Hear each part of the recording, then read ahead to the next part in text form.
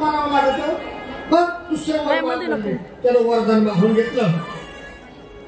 त्यावेळेला जो प्रल्हाद होता ना, प्रल्हाद, त्या प्रल्हादाने फक्त आणि फक्त नारायण नारायण त्या ठिकाणी म्हणावं. नारायण नारायण नारायण त्या ठिकाणी म्हणावं.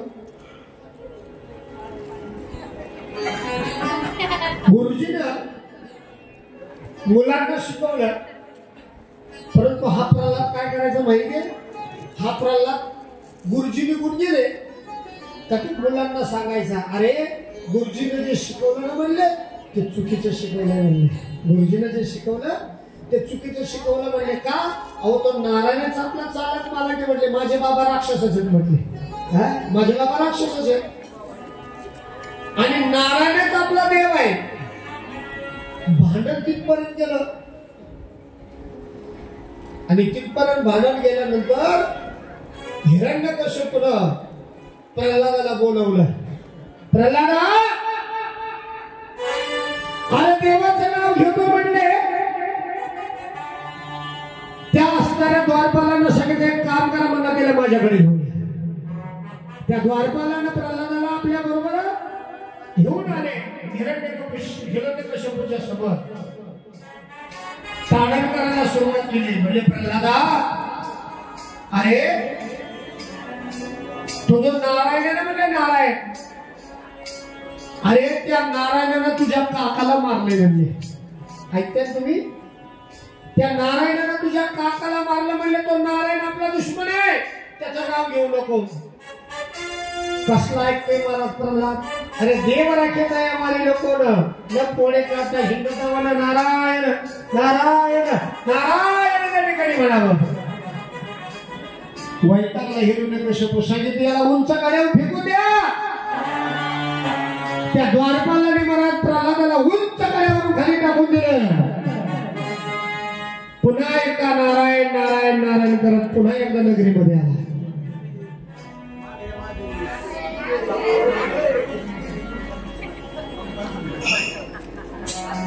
पुन्हा एकदा नारायण नारायण करत महाराज प्रल्हाद महाराज पुन्हा नगरीमध्ये आले. सांगितलं याला उकळत्या तेलाच्या कढईत टाका. अरे उकळत्या तेलाच्या कढईत टाकलं. अरे तापलेला उकळलेलं तेल प्रल्हादाचा स्पर्श झाल्याबरोबर थंड झालं. सांगितलं याला हातीच्या पायाखाली तुडवा. अरे पिसाळलेला हाती प्रल्हादाच्या पायाशी लोटामध्ये घालू लागला.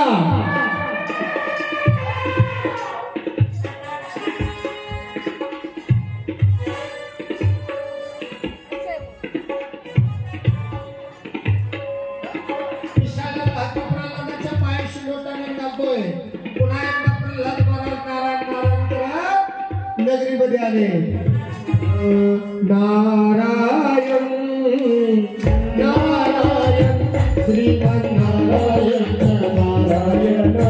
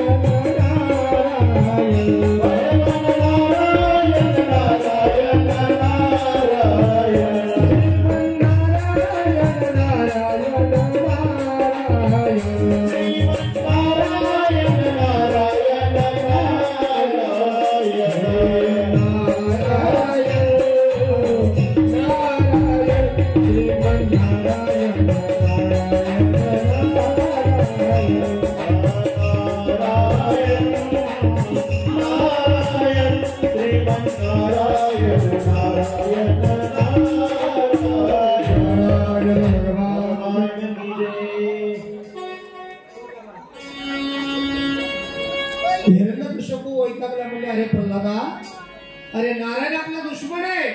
पण प्रल्हादानं ऐकलं नाही. दादा प्रल्हादानं ऐकलं नाही. हा सांग म्हणलं तुझा देव कुठे? प्रल्हादानं म्हणावं बाबा जगामध्ये अशी कोणतीच वस्तू नाही जिथं देव नाही. विठ्ठल तरी तरी भरला रीता ठावना हि उरला. हरी हा व्यापक किंवा सर्व घटी राम देहादी एक असं ठिकाणच नाही. म्हणले बाबा सगळीकडे तोच आहे. हे चराचर त्या परमात्म्याने भरलेलं आहे.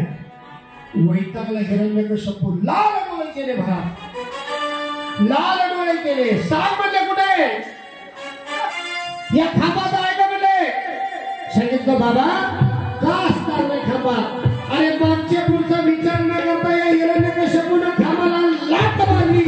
11 विकराल रूप धारण करून जगाचा मालक माझा नरसिंह भगवान, नरसिंह भगवान खांबातून बाहेर आला. नरसिंह भगवान खांबाच्या बाहेर आला. सगळे द्वारपाल त्या ठिकाणून पळून गेले महाराज.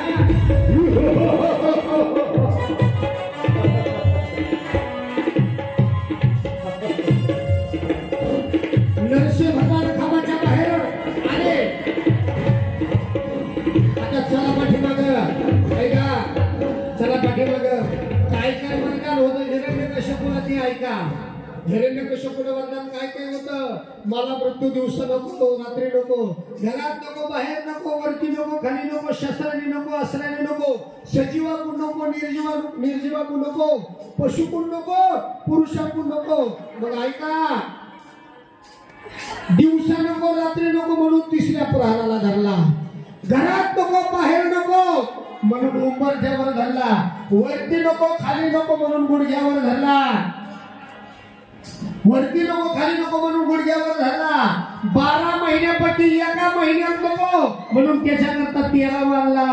माझे बाप 12 महिन्यापैकी एका महिन्यात नको त्याच्याकरता 13 मारला. पुरुषाच्या हातून नको, पशुच्या हातून नको म्हणून अर्ध शरीर त्या ठिकाणी मला, संपूर्ण शरीर पुरुषाचं आणि फक्त मस्तक त्या ठिकाणी पिशूचं. शस्त्राने नको, अस्त्राने नको म्हणून नखाने फाडला. शस्त्राने नको, अस्त्राने नको म्हणून नखाला फाडला. आणि भगवान परमात्मा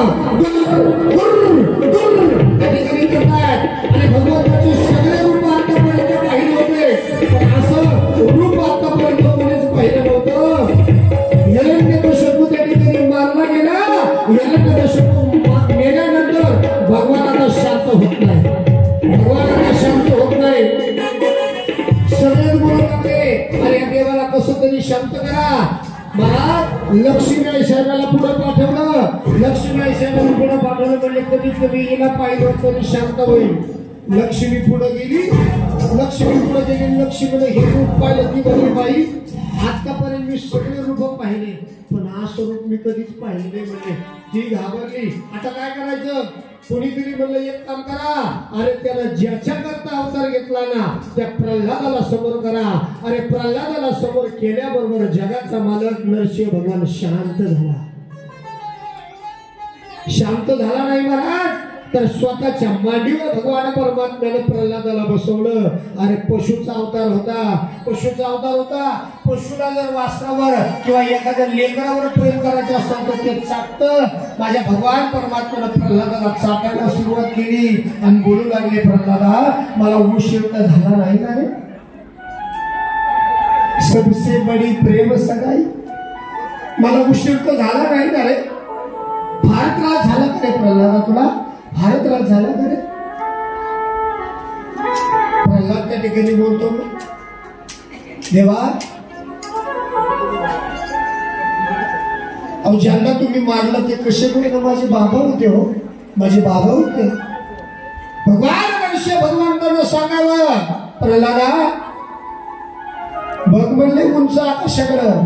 नरसिंह भगवंतांना असा हात केला दाखवलं, बघ उंच बघ. तुझे बाबा विमानामध्ये बसून चालले. माय बापा लक्षात ठेवा. अरे राक्षसाच्या घरामध्ये भक्ताला जन्माला घातलं आणि संपूर्ण राक्षस कुलाचा उद्धार केला महाराज. असा असताना भगवान परमात्मा स्तंभी नारायण प्रगट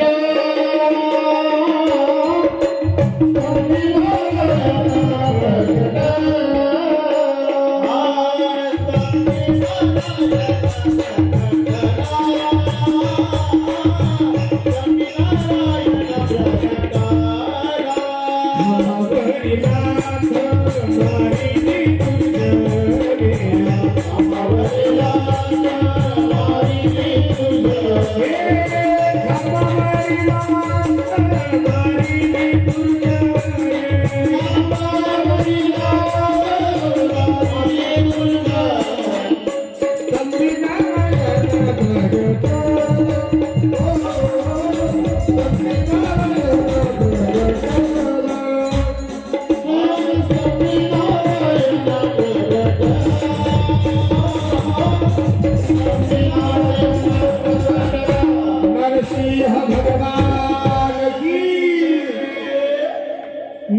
सुबोधाची कथा आपण पाहिली.